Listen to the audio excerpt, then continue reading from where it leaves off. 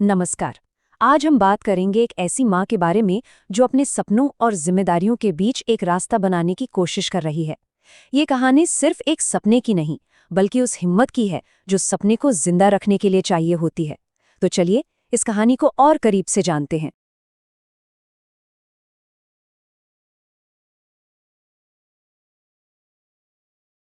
कितनी सही बात है ना, कि आग जलाने से कहीं ज्यादा मुश्किल होता है उस आग की लौ को जलाए रखना। माया के लिए भी सपना देखना कोई बड़ी बात नहीं थी।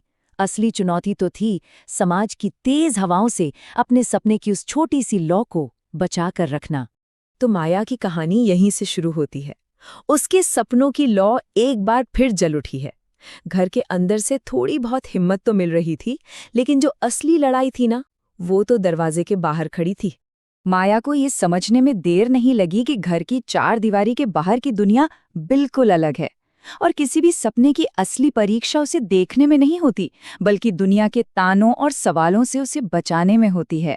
और यहीं से शुरू होता है असली टकराव, बाहर की दुनिया से, पड़ोसियों से, रिश्तेदारों से, जिनकी बातें अक्सर एक माँ और उसके सपनों को एक ही तराजू में रखकर कम आंकती हैं। तो होता यूं है कि एक दिन दोपहर में पड़ोस की दो औरतें घर आ जाती हैं और बातचीत की शुरुआत एक बहुत ही सीधी सादी सी बात से होती है। बहू, सुना है तुम फिर से लिखने लगी हो। और फिर आता है पहला ताना, एक ऐसा सवाल जो सीधे सीधे माया के फैसले पर हमला था। अरे बच्ची इतनी छोटी है और तुम लिखने पढ़ने में लग गई, माँ का काम तो पहले आता है ना। लेकिन बात यहीं पर खत्म नहीं हुई। बहुत जल्दी ये एक सलाह से एक फैसले में बदल गई। आजकल की लड़कियां बस अपने बारे में ही सोचती हैं। ये वो दबाव था जिसका सामना माया को हर रोज करना पड़ रहा था। और मजे की बात ये है कि माया कुछ नहीं कहती, कोई जवाब नहीं देती। वो बस खामोशी से चाय देती है, शायद इसलिए कि समाज की इन बातों का कोई जवाब होता ही नहीं, सिर्फ सब्र होता है। पर ये बातें चाय की गरम भाप की तरह अंदर तक चुभ जरूर जाती हैं।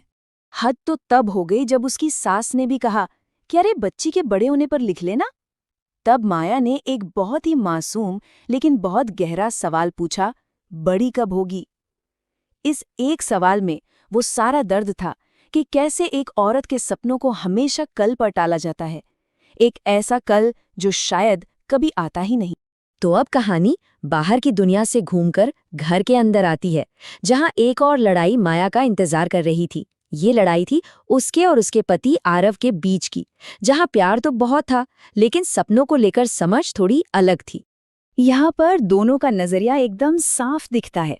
एक तरफ आरव है जो प्रैक्टिकल है, उसके लिए घर और बच्ची पहली प्राथमिकताएं हैं, और दूसरी तरफ है माया, जिसका मानना है कि अरे सपनों की भी तो देखभाल करनी पड़ती है, उन्हें ऐसे ही नहीं छोड़ा जा सकता। इसी बीच एक सत्संग में एक और बात माया के दिल में चुभ जाती है, जब कोई उसकी बेटी को देखकर कहता है, बहुत प्यारी बच्ची है, बस लड़की है। सोचिए जरा, वो छोटा सा शब्द बस अपने आप में समाज की कितनी बड़ी सोच को दिखाता है। और इसी एक शब्द ने माया के इरादे को और भी पक्का कर दिया। और फिर कहानी में आता है एक नया मोड़, एक ऐसा अवसर जिसकी किसी ने उम्मीद नहीं की थी। वो एक खूबसूरत पल था जब माया की बेटी आर्या ने मम्मा और पापा के बाद जो पहला शब्द बोला वो था किताब।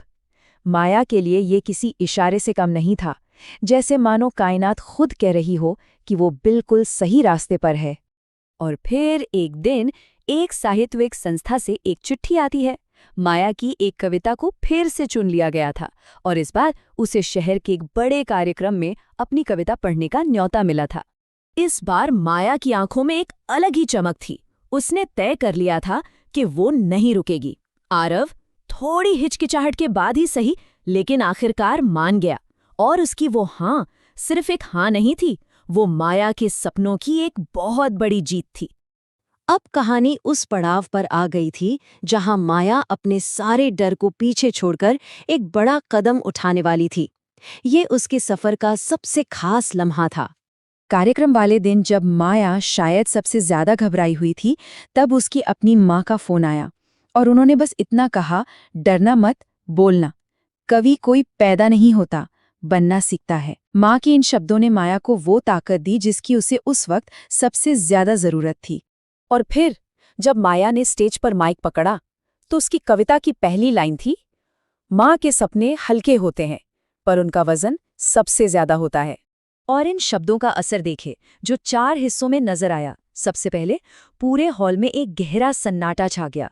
फिर कुछ रस्मी तालियां बजी, धीरे धीरे वो तालियां सच्ची लगने लगी और आखिर में पूरा हॉल ऐसी तालियों से गूंज उठा जो सिर्फ तारीफ नहीं थी बल्कि एक गहरी समझ थी। माया की बात हर दिल तक पहुंच चुकी थी।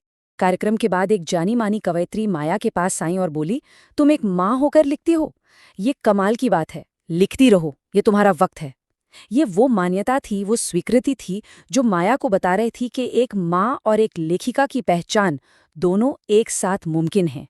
इस कामयाबी के बाद जब माया घर लौटी तो घर के माहौल में एक छोटा लेकिन बहुत ही जरूरी बदलाव आ चुका था।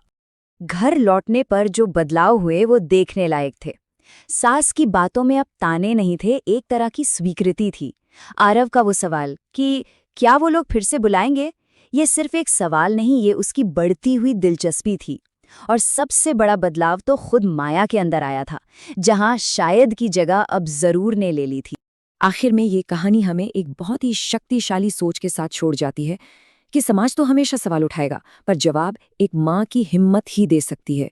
क्योंकि एक सच ये भी है, जब माँ सपने देखती है तो बेटियां उड़ना सीखती हैं।